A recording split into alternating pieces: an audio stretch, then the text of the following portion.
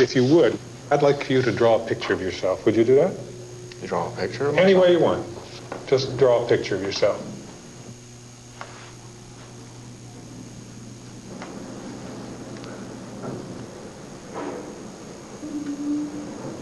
Certainly what Rice did was different than what a soldier normally does.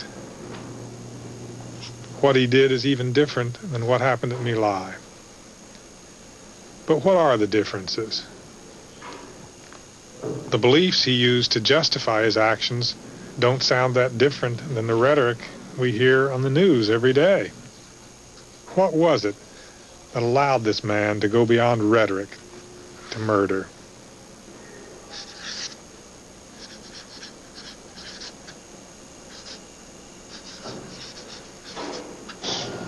Okay, tell me about this guy.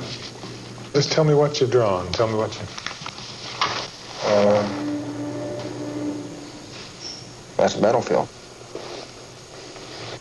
Up against a tree. You've got the people out there that you can almost see. Where are the people? Rifle barrels.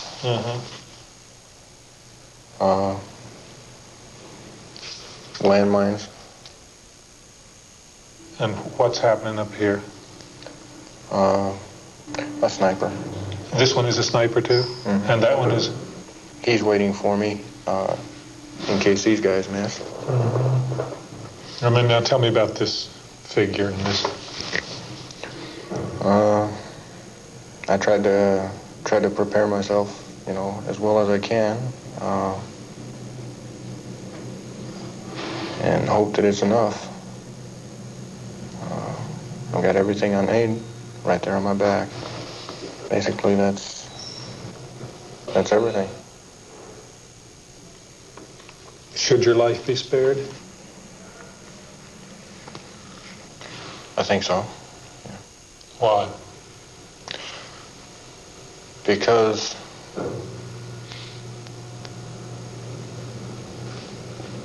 I'm not an evil person. You're not? I'm not an evil person. I fight basically to keep people alive rather than just to kill. You sure did something that's pretty evil. That's right, I did. And it doesn't seem to me that you have much remorse about it. I don't feel much of anything.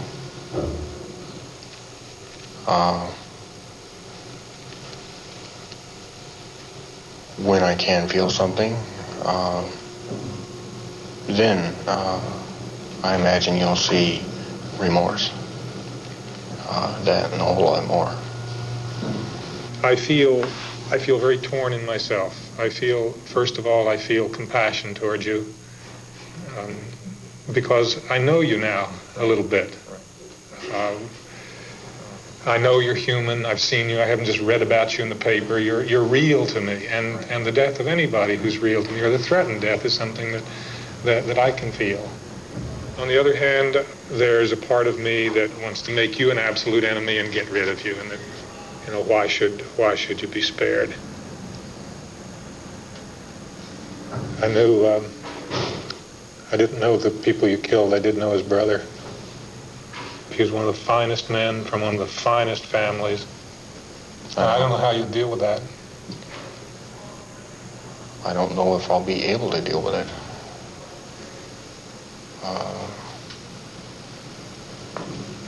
Just from what I remember, you know, what I used to be like,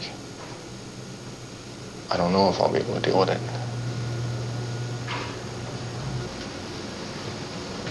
There have been times when I wished that I could sit down and cry, you know, the way I used to. There were a lot of times when I could cry. I wish that there was something I could do to bring it all back, you know, just maybe cut out a portion of my life. I don't know what. Something. But there's nothing I can do. I wish I had a good way to end this, but the only thing I can say is, I feel all your uncried tears and all the pain of your life you can't feel, but I feel for the victims more. Yeah. Yeah, I imagine you do.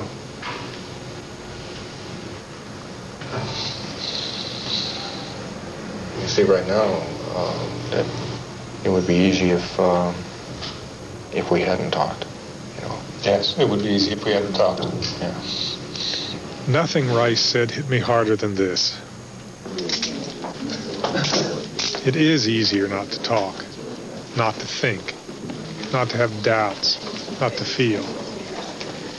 It's easier to remain numb, as Rice was, and to think of our enemies as abstractions. But isn't this numbness the real villain that permits individuals and nations to do monstrous acts? Most of the people that I have spoken with really don't see any relationship between personal violence and war. The states are driven to seek power, to extend themselves.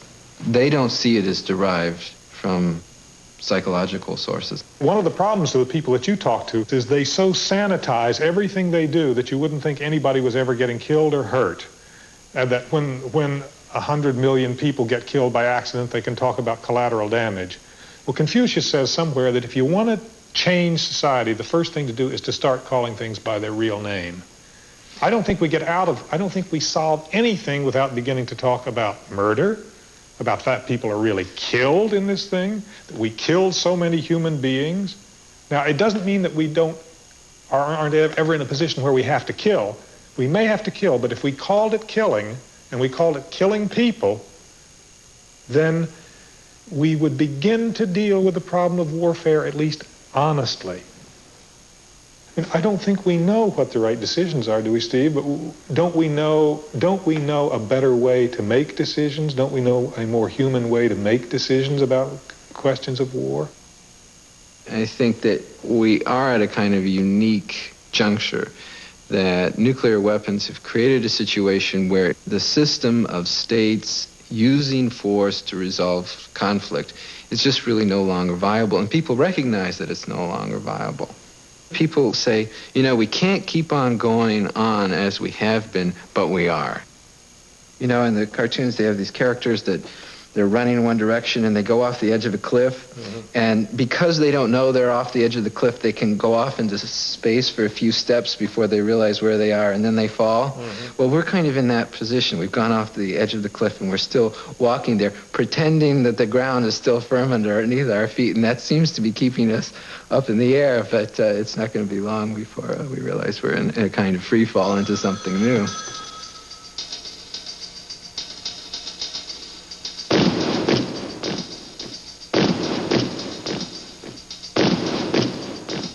There are real enemies, and we can't make conflict go away by pretending we're all friends. But the world has become too dangerous to portray those enemies as monsters with evil empires, and ourselves as God's righteous warriors. Can we find a way to live with and even struggle against people and nations whose interests are in conflict with ours without dehumanizing them? Could we be heroes without making others villains? How can we think about enemies in a more humane way?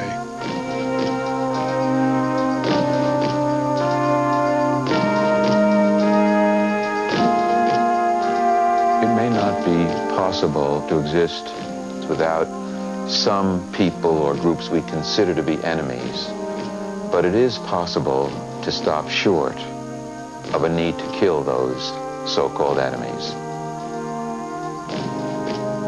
I used to have nightmares about the war, and since I've been back from that trip, I haven't had any. Maybe that sounds too personal to support any larger conclusion, but I think it tells me that to end a war, you have to return to the same personal relationship you would have had to people before it. You do make peace. Nothing is constant in history.